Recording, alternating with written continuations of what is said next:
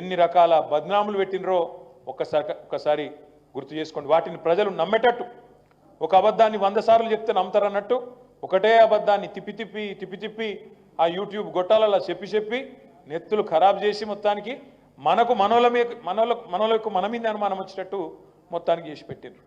అందుకే మొన్న మనం స్వల్ప తేడాతోని ఓటమి పాలైన. సరే, ఇది కూడా ఒక రకంగా మంచిదే. ఎందుకంటే ప్రజలకు కూడా తెలవాలి. చీకటిని చూస్తేనే కదా వెలుగు విలువ తెలిసేది, గాడిదని చూస్తేనే కదా గుర్రం విలువ తెలిసేది, చిట్టినాయుడిని చూస్తేనే కదా కేసీఆర్ విలువ తెలిసేది. అందుకే మంచి జరుగుతున్నది, ఒక రకంగా మనకు చాలా మంచి జరుగుతున్నది. ప్రజలకు కూడా అన్ని విషయాలు తేట పడుతున్నాయి. ఎవరు ఏంది ఏం చెప్పిండు చిట్టినాయుడు, ఏమన్నాడు, మా ఆడబిడ్డలకు చెప్పిండు, కేసీఆర్ ₹1,00,000 ఇస్తుండు, నేను దాన్ని మీదికెళ్ళి తులం బంగారం ఇస్తా అన్నాడు. మరి ఇప్పుడు దగ్గర 4-5 లక్షల లగ్గాలు అయినాయి. ఇచ్చినట్టు లేడు. తులం బంగారం కాదు కదా, తులం ఇనుము కూడా ఇయ్యడు పక్క. ఇట్లనే మా ఆడబిడ్డలతో మదాకులు ఆడితే, పరాశకాలు చేస్తే చిట్టినాయుడు ఆ లగ్గాల సంగతి ఎందుకు, నీ లగ్గాలు మా ఆడబిడ్డలే చేస్తారు, ఇది మాత్రం పక్కా అనే మాట నేను విజ్ఞప్తి చేస్తా ఉన్నాను. ఎందుకంటే ఆడబిడ్డలతో పెట్టుకున్నాడు ఎవడు బాగుపడాడు. వాళ్ళకు అబద్ధాలు చెప్పి మోసం చేసినావు. తులం బంగారం ఇస్తా అన్నావు, నెలకు 2,500 ఇస్తా అన్నాడు. ముసలోళ్ళకు 4,000, అత్తకు 4,000, కోడలకు 2,500. మరి ఆడవే అత్తకు 4,000 దిక్కులేదు, కోడలకు 2,500 దిక్కులేదు. ఇంట్లో ఆడపిల్ల ఉంటే చదువుకునే ఆడపిల్ల స్కూటీ అన్నాడు. స్కూటీ లేదు, బంగారం లేదు, 2,500 లేదు, 4,000 లేదు, రైతు రుణమాఫీ లేదు. ఉత్త గ్యాసే, అది ఫ్రీ గ్యాస్ లేదు, మన లేదు, అంతా ఉత్త గ్యాసే. 90 లక్షల రేషన్ కార్డులు ఉంటేనట, 90 లక్షల రేషన్ కార్డులు ఉంటేనట 25-30 లక్షలకి ఇచ్చి చేతులు దులుపుకొని ఫ్రీ గ్యాస్ లేదు, మన్ను లేదు. అంటే నేను ఎందుకు చెప్తున్నా అంటే, ఒక్కటంటే ఒక్కటి ఇప్పటి వరకు ఈ 9.5-10 నెలల్లో పనికొచ్చే ఒక్క పని చేసిండ్రా? దయచేసి మీరు ఆలోచించండి. ఇంకొక మాట కూడా నేను అడుగుతా ఉన్నా, ఇది ఎక్కువ కాలం నడవది డ్రామా. ఏం చేసిండు వాళ్ళు కూడా పాపం. ఏమైందంటే రేవంత్ రెడ్డికి కూడా నిజానికి ఆయన ముఖ్యమంత్రి అయితే ఆయన కూడా అనుకోలే, వాస్తవం చెప్పానంటే. నిజంగా చెప్తున్నాను, ఏం ఉత్తుతో చెప్తున్నాను. ఆయన వాళ్ళ దోస్తులకు చెప్పుకుంది, నాకు చెప్పారు వాళ్ళు. మళ్ళీ ఆయన ఏమనుకున్నంటే, ఇప్పుడు కానీ నేను 2028లో అయితే మెల్లగా, ఇప్పుడు మాత్రం నోటికి వచ్చింది ఏది పడితే చెప్పాలనుకున్నట్టు చెప్పిండు. ఎవ్వరు ఏది అడుగుతా చెప్పుకుంటాడు. మా తమ్ముడు వీరేందర్ అన్నాడు, ఏం చెప్పిండు, ఇప్పుడు దళిత పిల్లలు, గిరిజన పిల్లలు 10వ తరగతి చదివి పాస్ అయితే 5,000, 10,000, 12వ తరగతి పాస్ అయితే 15,000, డిగ్రీ పాస్ అయితే 25,000, పోస్ట్ గ్రాడ్యుయేషన్ పూర్తి చేస్తే 1,00,000, పిహెచ్డి చేస్తే 5 లక్షలు. నేనేమంటున్నా, నిజంగా ఎవడన్నా ముఖ్యమంత్రి అయితే అనుకుంటాడు, బరువు బాధ్యత ఉన్నోడు గిసొంటి హామీలు చెప్పి మళ్ళీ రేపు ఏమవుతుందన్న ఫిగర్ ఉంటుంది, చేయకపోతే ఇబ్బలుతుందన్న ఫిగర్ ఉంటుంది. కానీ రేవంత్ రెడ్డి అవేం ఆలోచన చేయలే. ముందు పెట్టనైతే పెట్టిరువా, ఇచ్చేది ఉందా, మనం అయ్యేది ఉందా, పీకేది ఉందా అని పెట్టిరు. పెట్టేవారికి ఏమైపోయింది, ఆయనతో పుసుకున్న తంత గారెల బుట్ల పడ్డట్టు ఆయనతో వచ్చి పడ్డాక ఏం చేసిండు, ఏం చేయన్నది వీడికి వచ్చినాక. ఎన్నడూ మంత్రి పదవి చేసిన అనుభవం లేదు, ఎన్నడూ ప్రభుత్వాన్ని నడిపిన తెలివి లేదు. ఎప్పుడైనా అవతల కూర్చున్నాడు, ఒరుడే తప్ప ఇంకోటి తెలియదు. ఇప్పుడు కూడా ఇంకా అలవాటు పోతలేదు. మైక్ అందుకున్నాడంటే ఏంది మొదలుపెట్టుడు. ఇదివరకు ఏం చేస్తుండే, లాగుల తొండలు పంపుతా, ఏంది గుడ్లు వీకి గోటీలు ఆడతా. ఇప్పటి కూడా గవే దిక్కుమాలిన మాటలు, గవే దిక్కుమాలిన కథలు. ప్రభుత్వాన్ని నడుపుడు అంటే డైలాగులు కొట్టినంత ఈజీ కాదు, పంచ్ డైలాగులు కొట్టినంత ఈజీ కాదు. లాగుల తొండలు దొరబెడతా, గుడ్లు వీకి గోటీలు ఆడతా అని డైలాగులు కొట్టినట్టు ప్రభుత్వం కూడా మాటలతో నడిచిపోతే బాగానే ఉండు, గట్లు ఉండదు. అందుకే ఏం చేసిండు, సెక్రటేరియట్కి వచ్చిండు. వచ్చి రాగానే ఆ ముఖం వేసుకొని ఎక్కిలు నవ్వుకుంటా ఇక్కడ లంకె బిందెలు ఉంటాయనుకొని వచ్చినా లంకె బిందెలు లేవు. ఎవడెత్తుతాడే లంకె బిందెల కోసం? దొంగలు, పచ్చి దొంగలు ఎత్తుకుతారు లంకె బిందెల కోసం అర్ధరాత్రి.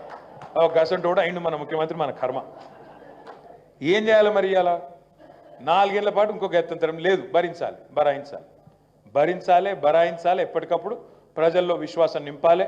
పెద్దలు మత్స్యనాచారి గారు చెప్పినట్టు మళ్ళా కేసీఆర్ను తిరిగి తెచ్చుకోవాలి. అది మన బాధ్యత.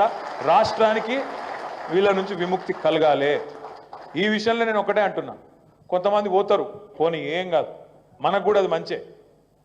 కుండ వలిత వలిగింది కానీ కుక్క బుద్ధి తెలిసింది అన్నట్టు కొంతమంది పీక్తే వీకిరు, ఏం కాదు, వాళ్ళు లొల్లిపోయింది.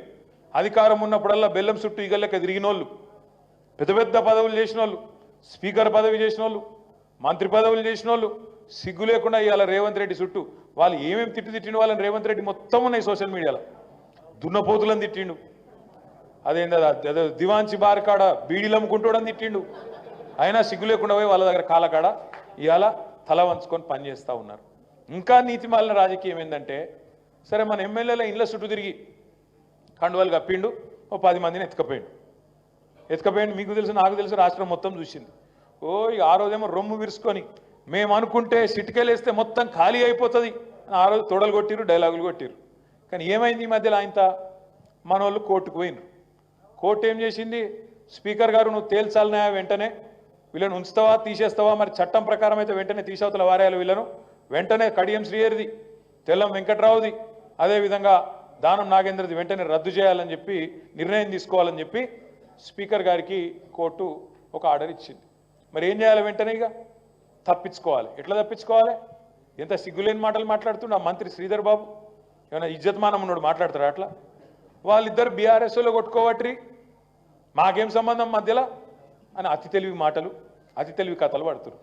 నేను అడుగుతున్న శ్రీధర్ బాబు గారు, నువ్వు చెప్పింది నిజమే అనుకుందాం ఒక్క నిమిషం, ఈ గాంధీ అంటోడు మా ఎమ్మెల్యేని అనుకో, ఒక్క నిమిషం అనుకుందాం నువ్వు అన్నట్టు. మరి ఆయన ఇంటికి పోయి కండువా కప్పిన దౌర్భాగ్యుడు సన్నాసి ఎవడు? గాంధీ ఇంటికి పోయి కాంగ్రెస్ కండువా కప్పిన సన్నాసి ఎవడు? నీ ముఖ్యమంత్రి కాదా, చిట్టినాయుడు కాదా? మరి ఇక నీ లెక్క ప్రకారం, నీ లాజిక్ ప్రకారం ఆడు మావాడే ఈడు మావాడే అంటే మరి మీ వాడు ఎందుకు పోయి కండువా కప్పిండు? ఇట్లాంటి ప్రశ్నలు అడిగితే మా వినయ్ అన్న మరి తెలిసి అన్నాడో తెలియకన్నాడో కానీ ఎలక్షన్ వస్తే అన్నాడు, ఏది గన్పూర్లో, వచ్చుడు కాదు బరాబర్ వస్తుంది, ఆయన ఓడగొట్టి తీరాలే, బరాబర్ వస్తుంది, ఎవడు ఆపలేడు, 10 ఎలక్షన్లు వస్తాయి. అందుకే నిన్న శేర్లింగంపల్లి మీటింగ్ పెట్టుకున్నాం. నేను ఆల్రెడీ డాక్టర్ రాజయ్య గారికి చెప్పిన, డాక్టర్ రాజయ్య గారే మన క్యాండిడేట్ అని ఇప్పటికే కేసీఆర్ గారు కూడా అనౌన్స్ చేస్తున్నాడు. డాక్టర్ తాటికొండ రాజయ్య గారు తప్పకుండా రాజన్న గెలుపు కోసం నేను కూడా ఒక 4-5 రోజులు వచ్చి మీ హన్మకొండలో ఉండి శాయ శక్తుల మీతో పాటు కలిసి పనిచేస్తా అనే మాట కూడా నేను విజ్ఞప్తి చేస్తా ఉన్నా. ఎందుకంటే మన బాధ్యత, మనల్ని మోసం చేసిన వాళ్ళకు తప్పకుండా ప్రజల నుంచే మళ్ళీ గుణపాఠం చెప్పవలసిన బాధ్యత మన మీద ఉన్నది, మనందరి మీద ఉన్నది. ఆ పని కూడా చేద్దాం. ఇంకొక మాట కూడా నేను కోరుతా ఉన్నా, మనం ఏందో ఆగమాగమై ఎగిరితపడి కింద మీద అవసరం లేదు. మా తమ్ముడు అన్నాడు కొత్త పైసలు ఇస్తలేడు, 15,000, 20,000, 25,000, 30,000, 1,00,000, 5 లక్షలు ఇస్తా అన్నాడు దళిత పిల్లలకు, ఇస్తలేడు. రిజర్వేషన్లు పెంచుతలేడు. అట్లా ఒక్కటి కాదు, అంబేద్కర్ అభయ హస్తం అన్నాడు. కేసీఆర్ ఏందా ఇచ్చేది 10 లక్షలు, నేను 12 లక్షలు ఇస్తా అన్నాడు. 12 లక్షలు కాదు తమ్మి, ఇది వరకు మనం మొదటి విడత ఇచ్చిన వాళ్ళకు రెండో విడత చెక్కులు కూడా క్లియర్ చేస్తలేడు. మనము 7,000 మంది పిల్లలకు బాబాసాహెబ్ అంబేద్కర్ గారి పేరు మీద, మహాత్మా జ్యోతిబా ఫూలే పేరు మీద, మౌలానా అబుల్ కలాం ఆజాద్ పేరు మీద మనం స్కాలర్షిప్లు పెట్టి విదేశీ విద్య కోసం 20 లక్షల రూపాయల చొప్పున 7,000 మంది పిల్లల్ని మన ప్రభుత్వంలో బయటికి పంపించినాం. వాళ్ళకు కొంతమందికి మొదటి కిస్తీ మనం ఇచ్చినాం, మొదటి ఇన్స్టాల్మెంట్ 10 లక్షలు ఇచ్చినాం, రెండో ఇన్స్టాల్మెంట్ కూడా ఈయన ఇస్తలేడు. నాకు మెసేజ్లు వస్తున్నాయి, జర్మనీకి వెళ్ళి ఇంగ్లాండ్కి వెళ్ళి, అన్నా జర మా గురించి మాట్లాడు, అన్నా మాకు ఈ 10 లక్షలు కూడా ఇస్తలేడు, మీరు మీ ప్రభుత్వం ఉన్నప్పుడు మొదటిసారి పడ్డది, ఇప్పుడు పడతలేవు, జర మమ్మల్ని మా గురించి మాట్లాడుండ్రి, మా గురించి లొల్లు పెట్టుండ్రి అని చెప్పి ఆ పిల్లలు కూడా మొత్తుకుంటా ఉన్నారు. కొత్త ఇచ్చుడు కాదు తమ్మి, ఉన్నవాటికి ఇస్తేనే వీడు గొప్పోడు, అవి కూడా ఇస్తలేడు. గసంటి ప్రభుత్వం, గసంటి ముఖ్యమంత్రి ఇలా మనకు ఉండడం అనేది నిజంగా మన దౌర్భాగ్యం, మనం చేసుకున్న దురదృష్టం. ఇదే ముఖ్యమంత్రి ఇదే పార్టీ కదా ఆనాడు చెప్పిర్రు, ఎల్ఆర్ఎస్ అనే స్కీమ్ మనం తెస్తే ఆ రోజు వీళ్ళే డైలాగులు కొట్టిరు, నో ఎల్ఆర్ఎస్ నో టీఆర్ఎస్, ఇది ఆ రోజు వీళ్ళు కొట్టిన డైలాగ్. మేము వస్తున్నాం కాంగ్రెస్ రాగానే ఫ్రీగా చేస్తాం మొత్తం అన్నారు. ఇలా సిగ్గు లేకుండా, నీతి లేకుండా, నిజాయితీ లేకుండా ఇచ్చిన మాటను తుంగలో దొక్కి రాష్ట్ర వ్యాప్తంగా ఎల్ఆర్ఎస్ మేళాలు పెట్టి, మన ఈ వరంగల్ కార్పొరేషన్లో కూడా ఎల్ఆర్ఎస్ మేళాలు పెట్టి ఇవాళ పేదలను, మధ్యతరగతి ప్రజలను, దిగువ మధ్యతరగతి ప్రజలను, పేదవాళ్ళను పీడించుకొని జలగల్లాగా వాళ్ళ నుంచి రక్తం పీల్చే ప్రయత్నం చేస్తూ ఉన్నారు. అంటే ఇచ్చిన ఒక్క మాట ఒక్కటంటే ఒక్కటి కూడా నిలుపుకునే ముఖం కాదు వీళ్ళది. వచ్చిన కాడికెళ్ళి ఒక్కటే పనులు ఉన్నారు వీళ్ళు బిజీగా. 10 ఏళ్ళు 10 ఏళ్ళు అధికారంలో లేరు కదా, ఆవురు అంటున్నారు. ఇవాళ చిట్టినాయుడు ఒక దిక్కు, వాళ్ళ అన్నదమ్ములు ఇంకో దిక్కు, మంత్రులు ఒక దిక్కు, ఎక్కడోడక్కడ దోపిడిలో పడ్డారు. భయంకరమైన దోపిడి అంటే మామూలు దోపిడి కాదు. ముఖ్యమంత్రి అమెరికా పోతాడు. అమెరికా పోతే ముఖ్యమంత్రి తమ్ముడు జగదీష్ రెడ్డి అని ఆయన ముఖ్యమంత్రితోని ఒప్పందం కుదుర్చుకుంటాడు. ఏంటిది? నేను తెలంగాణలో 1000 కోట్ల పెట్టుబడి పెడతా అని ముఖ్యమంత్రి గారితోని, ముఖ్యమంత్రి సోదరుడు స్వచ్ఛ బయో అనే కంపెనీ నేను పెడతా అని 1000 కోట్ల పెట్టుబడట. అక్కడ ఆయన ఒప్పందం కుదుర్చుకుంటాడు. ఏడికెళ్ళి వచ్చినాయి సడన్గా 1000 కోట్లు? ఇదివరకు నేను ఎప్పుడన్నా విదేశానికి పెట్టుబడుల కోసం పోతే ఇదే రేవంత్ రెడ్డి, ఇదే ఉత్తమ్ కుమార్ రెడ్డి మాట్లాడేది అన్నాడు, వీళ్ళు ఇక్కడ సంపాదించిన దొంగ పైసలు ఆడికెళ్ళి మళ్ళా పెట్టుబడుల రూపంలో తీసుకొస్తున్నారు, వీళ్ళ అక్రమ సంపాదనను వీడికి మలుపుకుంటున్నారు అని చెప్పి అడ్డగోలుగా మాట్లాడేది. ఇలా నేను అడుగుతున్నా రేవంత్ రెడ్డి, ఇదివరకు లేని 1000 కోట్లు నీ అన్నగానికి సడన్గా ఏడికెళ్ళి వచ్చినాయి? ఏడికేళ్ళు సంపాదించి 1000 కోట్లు తెలంగాణలో పెట్టుబడి పెడతా అని ముందుకొస్తున్నాడు. ఇది గమనిస్తలేమనుకుంటున్నావా? నీ బావమరిది సృజన్ రెడ్డి 2 కోట్ల ఆదాయం ఉన్న కంపెనీ, అది 2 కోట్ల లాభం ఉన్న కంపెనీ. ఆ కంపెనీకి 1137 కోట్ల అమృత్ అంటే కేంద్ర ప్రభుత్వ స్కీమ్, మున్సిపాలిటీలల్లో మంచినీళ్ళు మురికి నీళ్ళ వ్యవస్థను సరిగ్గా చేసేందుకు కేంద్ర ప్రభుత్వం ఇచ్చిన నిధులు 8,888 కోట్ల మొత్తం టెండర్లు పిలిచి అందులో నీ బామ్మర్దికి 1137 కోట్లు ఇచ్చి ఇవాళ 2 కోట్ల లాభం ఉన్న కంపెనీ పోయిన సంవత్సరం ఆ కంపెనీ అట 1000 కోట్ల పనిచేస్తుందట. ఇట్లా నడుస్తున్నది ఇవాళ తెలంగాణలో. స్వైర విహారం, ముఖ్యమంత్రి కుటుంబ సభ్యులు ఇవాళ స్వైర విహారం చేస్తూ ఉన్నారు. అందుకే నేను అనేది, మనం టెన్షన్ పడే అవసరం లేదు. ఇప్పటికే ప్రజలు, మీరు చూస్తున్నారు సోషల్ మీడియాలో ప్రజలు మొత్తుకుంటున్నారు, అన్నా కేసీఆర్ అన్నా ఎక్కడున్నావు, నువ్వు రావాలే, మాకు అండగా నిలబడాలనే మాట ఇవాళ వినబడుతున్నది. ఎక్కువ రోజులు లేదు, రైతులు మరలబడే రోజు ఎక్కువ దూరం లేదు. పచ్చి మోసం చేసిండు రైతులను. 2 లక్షల రుణమాఫీ అన్నాడు. ఇవాళ ముఖ్యమంత్రి సొంతూరులో అయ్యిందా లేదా అని చెప్పి 2 మహిళా జర్నలిస్టులు కొండారెడ్డి పల్లికి పోతే వాళ్ళ మీద దాడి చేయించి, మహిళలను కూడా చూడకుండా సిగ్గు లేకుండా వాళ్ళ మీద కాంగ్రెస్ గుండాలతో దాడి చేయించిన దౌర్భాగ్యపు ముఖ్యమంత్రి రేవంత్ రెడ్డి. ఏం దాస్తున్నావు? గత భయం ఎందుకు నీకు? నిజంగానే 2 లక్షల రుణమాఫీ నువ్వు చెప్పినట్టు చేస్తుంటే నీ సొంతూరి కోతమంటే భయం ఏంది? నీ కొడంగల్ కోతమంటే భయం ఎందుకు? దాని మీద సమాధానం చెప్పడు. అదేవిధంగా నిన్నగాక మొన్న మన డాక్టర్ రాజయ్య గారు, డాక్టర్ ఆనంద్, డాక్టర్ సంజయ్, మన ముగ్గురు నాయకులు అసలు గాంధీ హాస్పిటల్ ఏమైతుంది, ఎంజీఎంలు ఏమైతుంది, ప్రభుత్వ ఆసుపత్రులు ఏమైతున్నది, ఎందుకు మందుల కొరత, ఎందుకు పిల్లలు చచ్చిపోతాన్రు, ఎందుకు బాలింతలు చచ్చిపోతాన్రు విషయం తెలుసుకుందామని మనోళ్ళు పోతే గేట్ కాడనే ఆయన అరెస్ట్ చేసి తీసుకొని పోయినరు. అందులో ఏం తప్పు జరగకపోతే భయం ఎందుకు నీకు? ఏం కాపాడుతున్నావు? ఎవరిని కాపాడుతున్నావు? ఎవరిని కాపాడే ప్రయత్నం చేస్తున్నావు? ఎందుకు సమాచారాన్ని దాస్తున్నావు? ఒక ప్రధాన ప్రతిపక్షంగా తప్పకుండా వీళ్ళని ఎక్కడికక్కడ నిలదీయాల్సిన బాధ్యత మన మీదనే ఉన్నది. నేను పెద్దలు మధుసూనాచారి గారిని, శ్రీనివాస్ రెడ్డి గారిని, అదేవిధంగా అన్న వినయ్ అన్నను, ఈ కార్యక్రమంలో పాలు పంచుకుంటున్న మా తమ్ముళ్లను, మా అక్కలను, మా చెల్లెలను, మా అన్నలను అందరినీ కోరుతా ఉన్నాం. మీరందరూ మనందరం కూడా చేయాల్సింది ఒకటే ఒక్క పని. మనము 100ల కోట్ల రూపాయల అభివృద్ధికి, 1000 కోట్ల రూపాయల అభివృద్ధికి గత 10 ఏళ్లలో మీ హన్మకొండకు, వరంగల్ ఈస్ట్కు డబ్బులు శాంక్షన్ చేసినాం. ఇలా వీళ్ళు వచ్చినాక ఒక్కొక్కటి రద్దు చేసుకుంటూ పోతా ఉన్నారు. ఎక్కడ ఏ జీవో రద్దు అయితే ఆ డివిజన్ వాళ్ళు, ఆ వార్డు వాళ్ళు, ఆ సర్కిల్ వాళ్ళు అక్కడనే కూర్చోవాలి, ధర్నా పెట్టాలి. ఇవాళ మనం వచ్చినాక మనం ఉన్న నాళ్ళు ఆ ఎంజీఎం హాస్పిటల్ మొత్తం తెలంగాణలోనే అతిపెద్ద హాస్పిటల్ వరంగల్లో, ఆ హాస్పిటల్ శరవేగంగా పరుగులు పెట్టింది. కానీ మనం దిగిపోయిన కాడికెళ్ళి ఎక్కడేసిన గొంగలు అక్కడనే అన్నట్టు అట్లే ఉన్నది. ఒక ధర్నా ప్లాన్ చేయండి మీరు, వరంగల్ ఈస్ట్ నాయకులు అందరూ కలిసి ఎంజీఎం పనులను వేగవంతం చేయాలి. లేకపోతే మంత్రులను తిరగనీయం వరంగల్ అనే స్థితి తీసుకొస్తేనే దెబ్బకు దయ్యం దిగుతుంది, పేదలకు న్యాయం జరుగుతుంది. లేకపోతే వీళ్ళు ఇష్టం ఉన్నట్టు వీళ్ళ అరాచకాలు ఇట్లే కొనసాగుతూ ఉంటాయి. నేను చూసిన ఇవాళ మీ మంత్రి గారి స్టేట్మెంట్, వరంగల్ను ఐటీ హబ్బు చేస్తాం. మీరు గబ్బు చేయకపోతే చాలు, మీరు హబ్బు చేసేంత తెలివి మీకు లేదు, మీరు గబ్బు చేయకపోతే చాలు. ఉన్న కంపెనీలు వీక్తున్నాయి ఆడికెళ్ళంటే దాన్ని పట్టించుకునేవాడు లేదు. కానీ టెక్ మహీంద్రా పోయింది, మిగతా వాళ్ళు పోయేటట్టున్నారు. గది చూసే ముఖం లేదు కానీ హబ్బు చేస్తారట వీళ్ళకు ఏం చూసి రావాలి? వీళ్ళని చూసి చిట్టినాయుడిని చూసి రావన్నా తెలంగాణకు వస్తాడా ఎవడన్నా? ఆయన 2 మాటలు మాట్లాడమన్నారు చూస్తా నేను కూడా. ఎందుకు రావాలో తెలంగాణ ఏమి తెలియదు. ఏదో ఇక మళ్ళా గట్టిగా తంతె గారెల బుట్టలు పడ్డట్టు వచ్చి పడ్డరు. తెలంగాణ మీద ప్రేమ లేదు, మన్ను లేదు, సంపాదన మీద తప్ప ఇంకో యావల్ లేదు. ఒక్క వర్గానికి ఫలానా వర్గానికి మేము మంచి చేసినాం అని చెప్పే పరిస్థితి ఉన్నదా? మహిళలకు చేసినామని చెప్తారా? రైతులకు చేసినామని చెప్తారా? లేదా పెద్ద మనుషులు ఏమన్నారు? పెద్ద మనుషుల గురించి కేసీఆర్ 2000 ఇస్తాడు, మేము 4000 ఇస్తాం. కేసీఆర్ అవ్వకో తాతకో ఇస్తుండు, మేము ఇద్దరికి ఇస్తాం. ప్రభుత్వ ఉద్యోగులు ఉంటే వాళ్ళ తల్లిదండ్రులకు కూడా ఇస్తాం చెప్పిరా లేదా? వచ్చినా ఎక్కడన్నా మరి తప్పకుండా వాళ్ళందరినీ తీసుకొని బయలుదేరుదాం. మనం కూడా ఆ పేదవాళ్ళ తరపున, ఆ పెద్దవాళ్ళ తరపున, ఎవరైతే పెద్ద మనుషులు ఉన్నారో వాళ్ళ తరపున తప్పకుండా కొట్లాడదాం. ఒక్కొక్కటిగా ఉన్నాయి చాలా కొట్లాడాల్సిన అంశాలు. ఇప్పుడు బీసీ డిక్లరేషన్లో చెప్పినారు. ఏం చెప్పినరు?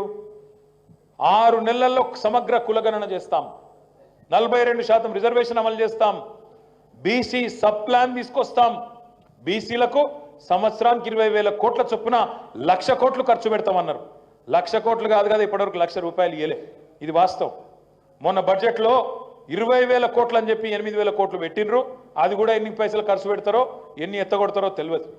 అందుకే మనం ఎక్కడికక్కడ ఒక షాడో గవర్నమెంట్ మాదిరిగా ఎట్లయితే మొన్న బీసీలకు సంబంధించి మసునాచారి గారి నేతృత్వంలో ఒక బృందం తమిళనాడు బయలుదేరి అక్కడ రిజర్వేషన్లు ఎట్లా అమలవుతున్నాయి, అక్కడ ఎట్లా చేస్తున్నారు, ఇక్కడ ఎందుకు చేయవు అని నిలదీయడానికి 6 నెలలు అన్నావు, మరి సంవత్సరం అవుతుంది ఎందుకు చేస్తలేవు అని అడగడానికి ఒక బృందం.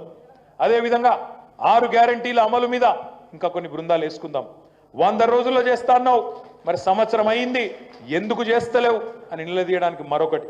అదేవిధంగా తమ్ముడు చెప్పినట్టు చేవెళ్లలో ఎస్సీ ఎస్టీ డిక్లరేషన్ చేసిండ్రు, హైదరాబాద్లో మైనారిటీ డిక్లరేషన్ చేసిండ్రు, వరంగల్లో రైతు డిక్లరేషన్ అన్నారు, ఇంకొకడ యువత డిక్లరేషన్ అన్నారు, ఇంకొకడ విద్యార్థి డిక్లరేషన్ అన్నారు. ప్రతి దాని మీద ఒక బృందాన్ని నియమిస్తాం.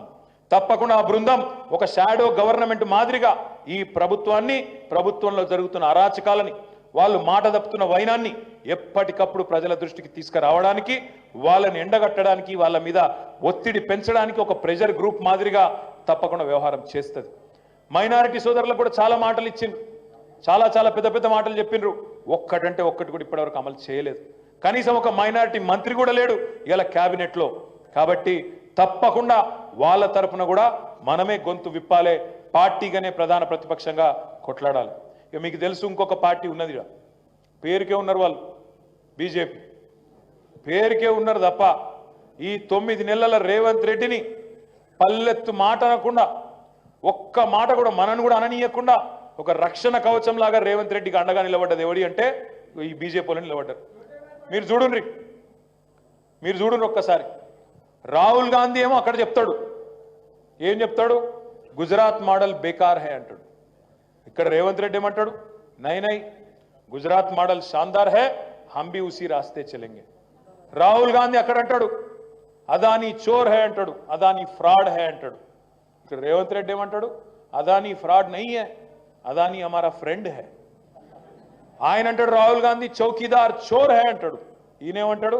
చౌకీదార్ హమారే బడే బాయ్ హై. మరి బడే బాయ్ ఛోటే బాయ్ మంచిగా సెట్టింగ్ అయినట్టుంది. అందుకే నేను నిన్న బయట పెట్టినా, అరే నువ్వు ముఖ్యమంత్రివి, నీ కింద మున్సిపల్ శాఖ ఉంటుంది, నీ ముఖ్యమంత్రిగా నువ్వు ఉండంగా నీ మున్సిపల్ శాఖల అర్హత లేని నీ బామ్మర్దికి 2 కోట్ల రూపాయల లాభం ఉండే కంపెనీకి 1137 కోట్ల వరకు, అది కూడా కేంద్ర ప్రభుత్వ నిధులలో ఎట్లిచ్చినావు, దీని మీద చర్య తీసుకోవాలి, కేంద్ర ప్రభుత్వం స్పందించాలని కోరితే ఘనత వహించిన కేంద్ర మంత్రులు కిషన్ రెడ్డి గారు ఇప్పటి వరకు కనీసం నోరిప్పుతలేడు. బండి సంజయ్ గారు నోరిప్పి గబ్బు మాటలు. మీరు ఉత్తరం రాయండి, ఎవరట? నేను కాదు, రాష్ట్ర ప్రభుత్వం ఉత్తరం రాయనట రేవంత్ రెడ్డి. ఏది? నా శాఖల దొంగతనం జరిగింది, జర పట్టుకొని రండి, నేను ఉత్తరం రాస్తే ఈ సిపాయి అట కమిటీ ఎత్తారట. ఎవడని ఒప్పుకుంటాడు నేను దొంగతనం చేసినా, జర నన్ను పట్టుకోని. గట్లున్నది బండి సంజయ్ తెలివి.